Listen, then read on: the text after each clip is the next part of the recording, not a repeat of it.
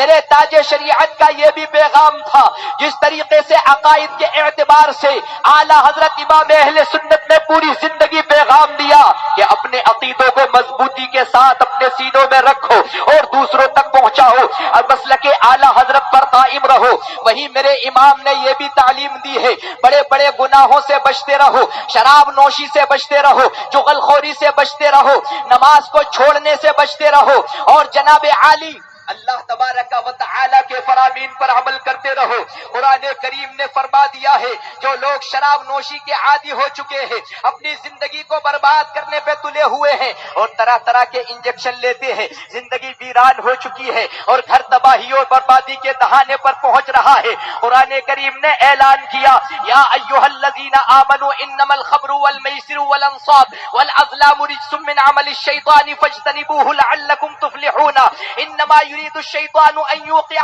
بينكم العداوة والبغضاء في الخمر والميسر ويصدكم عن ذكر الله وعن الصلاة فهل انتم منتهون۔ اے ایمان والو، شراب اور جوا والانصاب اور بت والازلام اور پانسے ڈالنا رجسن، یہ نرے ناپاک ہے، من عمل الشیطانی، یہ شیطانی کام ہے، فاجتنبوہ تو قرآن کریم نے بیان کیا فاجتنبوہ، ان سے دور رہو، لعلکم تفلحون، شاید کہ تم اس امید پر کہ تم کامیاب ہو جاؤ۔ آگے قرآن کریم نے بیان کیا ہے انما یرید الشیطان ان یوقع بینکم العداوۃ والبغضاء، شیطان تو یہی چاہتا ہے کہ تم میں آپس میں بیر ڈالے، تم میں آپس میں دشمنی ڈالے۔ شراب کے معاملے میں اور جوئے کے معاملے میں اس آیت کریمہ کے اندر شراب کی خباثت کو بیان کیا گیا ہے، اس آیت کریمہ کے اندر جوئے کی خباثت کو بیان کیا گیا ہے، اس آیت کریمہ کے اندر بتوں کی خباثت کو بیان کیا گیا ہے، اور اس آیت کریمہ کے اندر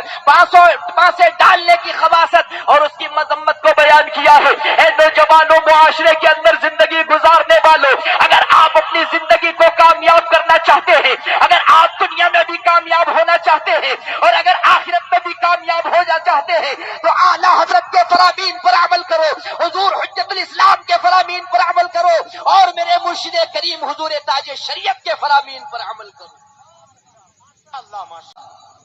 حدیث پاک کے اندر فرمایا گیا قال النبی صلی اللہ علیہ وسلم اجتنبوا الخمر فانها ام الخبائث،